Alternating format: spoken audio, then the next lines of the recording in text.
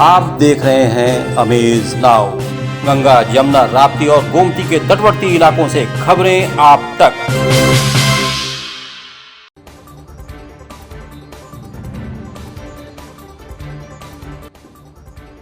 आप सभी की जोरदार तालियां इन शुभ क्षणों के लिए। स्वागत, अभिनंदन माननीय। मैं अनुरोध करूंगी आदरणीय भदंत शांति मिश्र जी से, अध्यक्ष अंतर्राष्ट्रीय बौद्ध शोध संस्थान, कि हमारे मध्य मंचासीन है पूज्य होसान जी, आपका स्वागत अभिनंदन करें।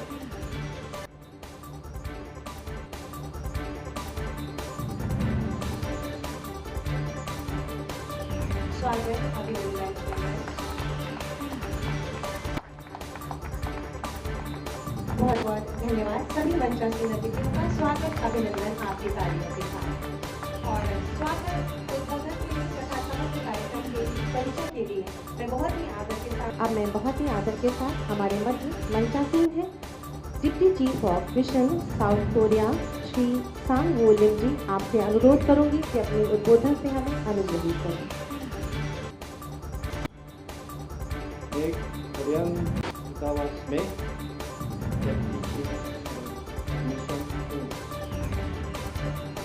मैं दिल्ली में 2 महीने से रह रहा हूँ।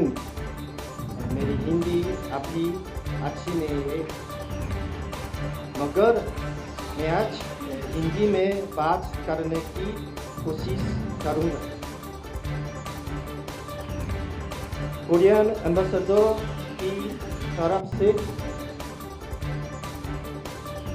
ये मेरा सम्मान है इस इम्पोर्टेंट इवेंट्स में भाग लेने का,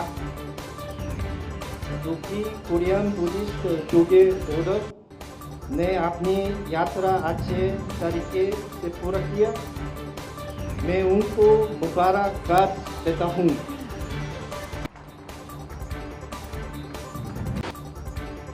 मैं दहेज से चीफ मिनिस्टर EU और यूपी सरकार को धन्यवाद देता हूँ। इस इवेंट को आज तरीके से ऑर्गेनाइज करने के लिए और कोरियन बुद्धिस्ट मॉन्क योगे ऑर्डर की मदद करने के लिए धन्यवाद। ये वर्ष कोरिया इंडिया डिप्लोमेटिक संबंध का 50वीं वर्षगांठ है। कोरियन बुद्धिस्ट द्वारा तीर्थ यात्रा हमारी वर्षगांठ मनाने का पहला आयोजन है।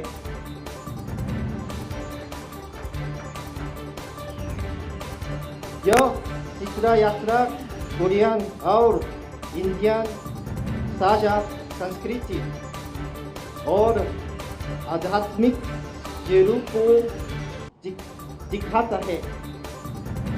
मुझे आशा है कि तीर्थ यात्रा इंडिया में अधिक कोरियन लाने में योगदान देगा, जिससे दोनों देश के बीच आदान प्रदान बढ़ेगा। 다음지 한국말로도 말씀드리겠습니다. 한인도 수교 50전을 맞이하여서 40일간 1100km 이상의 도보 순례를 성공적으로 마치신 우리 상월결사 선교수배단에 깊은 감사의 말씀을 드립니다. 이번 순례는 우리 불교사의 한 획을 긋는 것뿐만 아니라 또 앞으로 한 인도강의 문화교류, 종교교류뿐만 아니라 모든 방면에서 양국 간의 발전이 더욱더 이루어지는데 중요한 이정표를 수행되고 있습니다. 이에 다시 한번 대한민국 대사가 대신 인간 친구까지 큰 감사의 말씀 드립니다. आदर के साथ विनम्र निवेदन करूंगी कि हमारे मध्य मंचासीन है पूज्य होसान जी, उनको स्मृति चिन्ह देकर उनका अभिनंदन करें।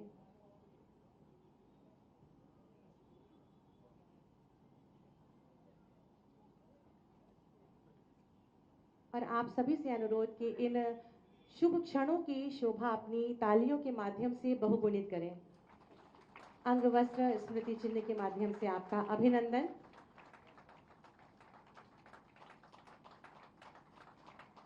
पुनः माननीय मुख्यमंत्री जी से अनुरोध करूंगी कि मंचासीन कोरिया दूतावास के डिप्टी चीफ श्री सांग वू लिम का अभिनंदन करें।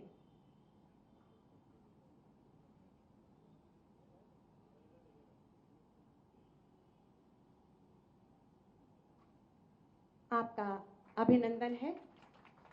आप सभी की जोरदार तालियां होनी चाहिए इन क्षणों के लिए। बहुत बहुत धन्यवाद माननीय मुख्यमंत्री उत्तर प्रदेश भिक्षु संघ के नायक आदरणीय जास्योंग पूज्य होसान, देश विदेश से पधारे पावन भिक्षु संघ, उत्तर प्रदेश सरकार के मेरे सहयोगी मंत्री पर्यटन और संस्कृति श्री जयवीर सिंह जी, दक्षिण कोरिया में भारत के राजदूत श्री अमित कुमार जी, भारत में दक्षिण कोरिया के डिप्टी एम्बेसडर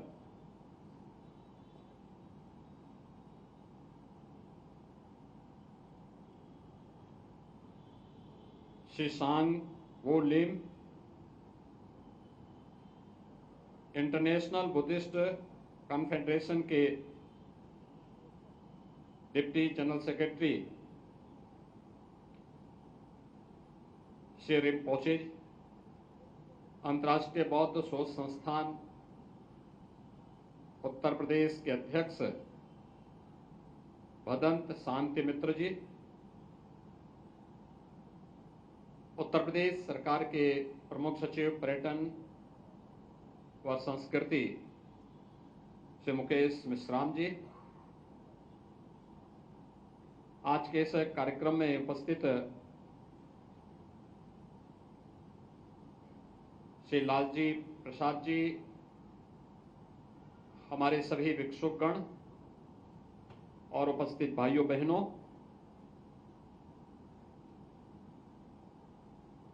हवान एयोम हवान एयोम हवान एयोम, मैं आपका स्वागत करता हूं, स्वागत करता हूं। उत्तर प्रदेश इस पावन धरा पर हमारे मित्र राष्ट्र दक्षिण कोरिया से पधारे हुए आप सभी पावन भिक्षु संघ का मैं उत्तर प्रदेश सरकार और उत्तर प्रदेश की जनता की ओर से हृदय से स्वागत और अभिनंदन करता हूं।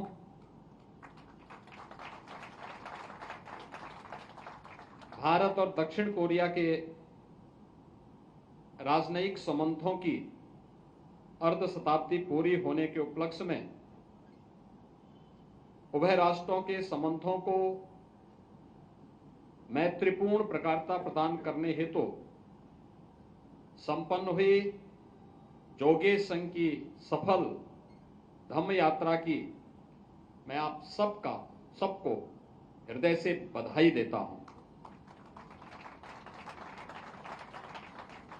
दोनों देशों की खुशहाली की प्रार्थना जब भिक्षु संघ करता है या हमारे संत करते हैं तो वह निश्चित ही फलीभूत होती है। आपने इस यात्रा की शुरुआत सारनाथ से करके बौद्ध गया, विदकोट पर्वत, राजगीर, नालंदा, वैशाली, कुशीनगर, लुम्बिनी, कपिलवस्तु के दर्शन करते हुए श्रावस्ती में संपन्न की। इसके लिए आप सभी को बहुत बहुत बधाई।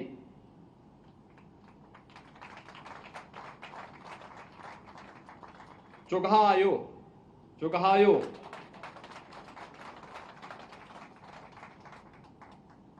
भारत और दक्षिण कोरिया की स्वतंत्रता दिवस की तिथियां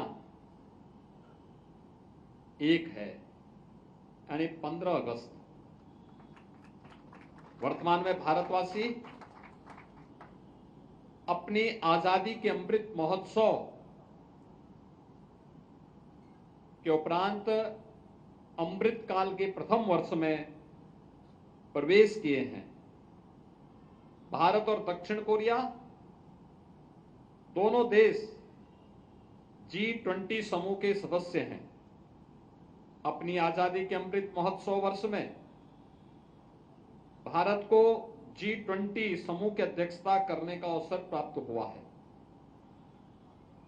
इस वर्ष G20 की theme one earth, one family, one future है। यह भारत के प्राचीन वसुधैव कुटुंबकम के भाव से हमें जोड़ती है। पूरी दुनिया में जब भी मैत्री और करुणा की बात होती है, विश्व मानवता भगवान बुद्ध का स्मरण करती है। हमारे आदरणीय प्रधानमंत्री श्री नरेंद्र मोदी जी ने संयुक्त राष्ट्र संघ में यही बात पूरी मजबूती के साथ कही कि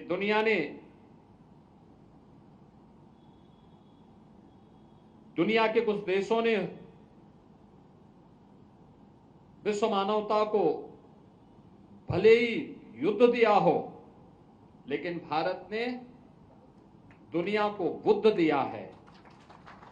विश्व भर के बौद्ध समाज के लिए भारत इसलिए श्रद्धा और आस्था का केंद्र है। उत्तर प्रदेश के लिए गौरव का विषय है कि भगवान गौतम बुद्ध के जीवन से जुड़े अनेक महत्वपूर्ण स्थल यहां पर अवस्थित हैं।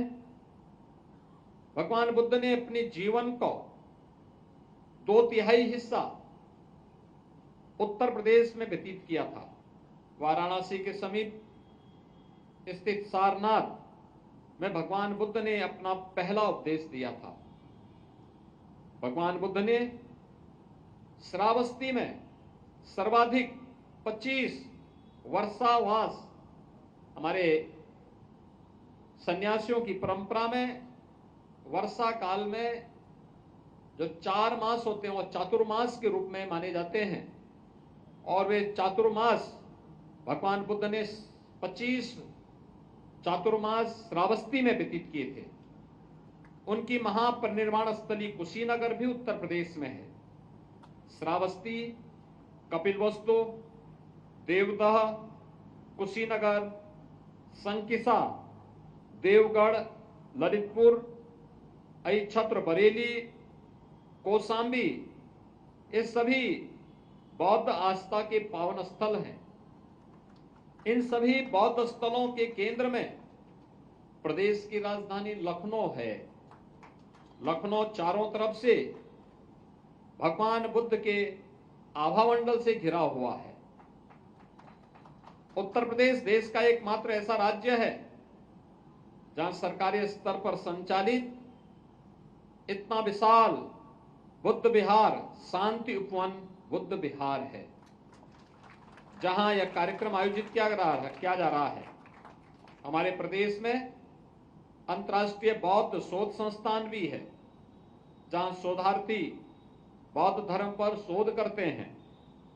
भगवान बुद्ध की प्रथम उपदेश स्थली सारनाथ हमारे माननीय प्रधानमंत्री जी श्री नरेंद्र मोदी जी के निर्वाचन क्षेत्र वाराणसी में अवस्थित है। माननीय प्रधानमंत्री जी की प्रेरणा से भगवान बुद्ध के जीवन दर्शन से जुड़े सभी पवित्र स्थलों को उत्तर प्रदेश सरकार द्वारा विकसित किया जा रहा है। कुशीनगर में कुशीनगर इंटरनेशनल एयरपोर्ट संचालित हो गया है। श्रावस्ती में एयरपोर्ट का विकास युद्ध स्तर पर चल रहा है और शीघ्र हम श्रावस्ती को भी वायु सेवा से जोड़ेंगे। प्रदेश सरकार महात्मा बुद्ध के नाम पर एक कृषि एवं प्रौद्योगिकी विश्वविद्यालय कुशीनगर में ही स्थापित करने जा रही है। माननीय प्रधानमंत्री जी के नेतृत्व में भारत और दक्षिण कोरिया के संबंध आज एक नई ऊंचाइयों को प्राप्त कर रहे हैं। माननीय प्रधानमंत्री श्री नरेंद्र मोदी जी तथा दक्षिण कोरिया के माननीय राष्ट्रपति श्री मून जई इन ने वर्ष 2018 में प्रदेश के जनपद गौतम बुद्ध नगर स्थित नोएडा में सैमसंग इलेक्ट्रॉनिक्स की नई मोबाइल फोन निर्माण इकाई का संयुक्त रूप से उद्घाटन भी किया था। भारत और दक्षिण कोरिया का परस्पर व्यापार 28 बिलियन डॉलर का है, जिसमें भारत 9 बिलियन डॉलर की वस्तुएं निर्यात करता है और 19 बिलियन डॉलर का दक्षिण कोरिया से आयात भी करता है।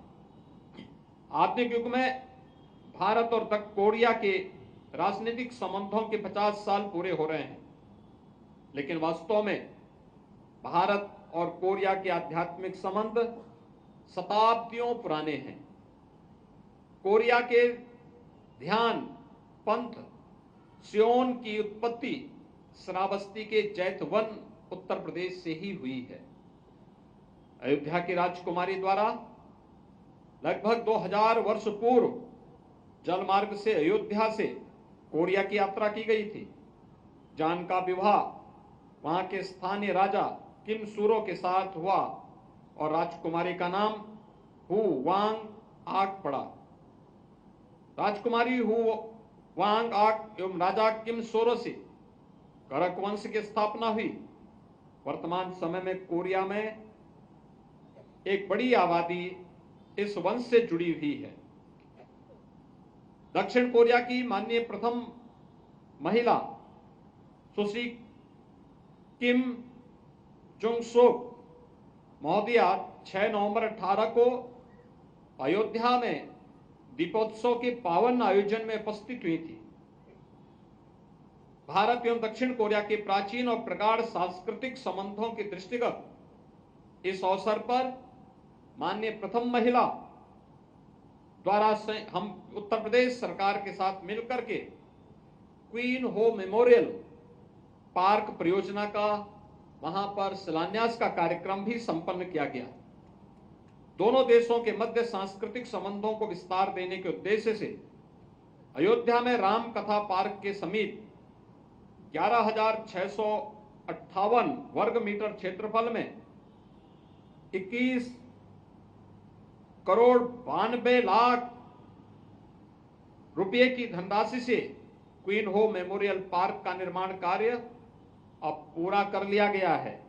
इस पार्क में किंग्स पेवेलियन, क्वीन पेवेलियन तथा कोरियन वॉल का निर्माण भी किया गया है। अयोध्या तक कोरिया के गिमेह शहर सिस्टर सिटी भी है। भारत के बौद्ध आचार्य बौद्ध धम्म भगवान बुद्ध के धम्म को चीन होते हुए कोरिया में इसने प्रवेश किया। आपकी ध्यान परंपरा सियोन का उद्गम स्थल उत्तर प्रदेश का ही श्रावस्ती है, जहां आपकी यात्रा का उपसंहार हुआ। इस प्रकार बौद्ध जोगेसंघ के उद्गम की जड़ें भारत में है। हमारे सांस्कृतिक और आध्यात्मिक संबंध सदियों पुराने हैं। इस देश से आप विदेश में नहीं बल्कि अपने आध्यात्मिक पूर्वजों के घर में आए हैं। यहां आप अपने गुरु भाइयों से मिलने आए हैं। मेरे संज्ञान में आया है कि इस धन यात्रा के आयोजक सैगवा सोसाइटी इंडिया पिलग्रिमेज है। इस सफल यात्रा के लिए मैं आयोजित करने के लिए आप सबको बधाई देता हूं। इस पावन संघ ने 43 दिन की यात्रा में 1168 किलोमीटर की पैदल यात्रा की, जो अत्यंत ही प्रेरणादायी है। हमारे देश में भी तीर्थों की पैदल यात्रा की परंपरा है। हर हमारे पवित्र तीर्थ में पंचकोशी परिक्रमा, 14 कोशी परिक्रमा, 84 कोशी परिक्रमा और नदियों की भी परिक्रमा, नर्मदा परिक्रमा, ये भारत के अंदर बहुत पवित्र मानी जाती है। आध्यात्मिक ऊर्जा के केंद्र उत्तर प्रदेश में आप लोगों की यात्रा का सुखद अनुभव आप अपने देश में साझा करेंगे तो अन्य लोग भी यहां आने के लिए प्रेरित होंगे। मुझे विश्वास है कि भविष्य में हम संघ के अन्य सदस्यों को भी प्रदेश आगमन में स्वागत का अवसर आप सब उपलब्ध कराएंगे। हमारे मैत्री चिरस्थायी हो, भवतु सभ्य मंगलम। इन्हीं मंगल कामनाओं के साथ स्वदेश वापसी की आपकी सुखद यात्रा की मैं अपनी शुभकामनाएं देता हूं। गमसाह निदा, जय भारत, कोरिया मैत्री, जय हिंद। माननीय मुख्यमंत्री जी समस्त बहुत भिक्षुओं से मिल रहे हैं और उनका अभिनंदन कर रहे हैं, उनका अभिवादन स्वीकार भी कर रहे हैं। ये बहुत अद्भुत क्षण है जो इस पावन स्थली पर लखनऊ की इस पावन पूर्वांचल का एकमात्र उत्कृष्ट सुपर स्पेशलिटी संस्थान Shri Ram Janaki Netralaya, Jubilee road, Gorakhpur. Retina surgery, समलबाई और लेंस प्रत्यारोपण, फेको सर्जरी, आयुष्मान योजना से संबद्ध। सुविख्यात वरिष्ठ रेटिना रोग विशेषज्ञ डॉक्टर दुर्गेश कुमार। समय समय पर लगाए जाने वाले निशुल्क परामर्श शिविर में समलबाई, ग्लूकोमा, स्क्रीनिंग और जांच हेतु संपर्क करें। Glaucoma and phaco expert doctor Pankhuri Johri से। नेत्र से संबंधित सभी रोगों के समुचित इलाज के लिए एकमात्र प्रतिष्ठान श्री राम जानकी नेत्रालय, एडी चौक, जुबली रोड, गोरखपुर।